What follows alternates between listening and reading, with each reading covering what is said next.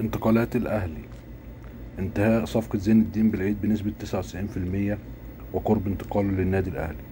انتهاء صفقة اللاعب المصري القطري قلب الدفاع يوسف أيمن بنسبة 95%، وسيتم قيده بالجنسية المصرية. يحيى عطية الله: الصفقة دي بقى متعثرة بسبب الوكلاء، اختلاف بين الوكلاء وكيل اللاعب ووكيل النادي الأهلي، لكن اللاعب مرحب والصفقة ما زال النادي الأهلي شغال فيها. بالنسبة لكوناتي دي الصفقة بتبعد لأنه احتمال يروح الدوري الأوروبي، ولكن الأهلي ما زال شغال برضه في التفاوض. احتمال رفع اسم علي معلول من الدور الأول عشان خاطر موضوع الأجانب، بس الأهلي منتظر تقرير الدكتور، لكن التجديد بتاعه هيتم على أكمل وجه ومفيش أي مشكلة.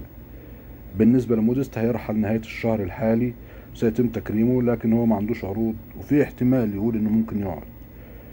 المستمر من الاجانب ودول ما فيش مشكله عليهم: رضا سليم وبيرسي تاو. اليو ديانج اللي ممكن يجي له عرض هيمشي، ما فيش عرض هيجدد، الاهلي محتاجه. لكن المشكله دلوقتي عند القندوسي وكريستو، دي اللي لسه مش عارفين. الاهلي ما زال برضه فيها بيدرس الموضوع، هل هيرجع القندوسي وهيعمل ايه مع كريستو في مشكله ما بينه وما بين كولر، مش مقتنع بيه شويه، لكن اللاعب بصراحه انا شايف ان هو 10/10، بس ياخد مباريات، ياخد ماتشات، هيشتغل صح.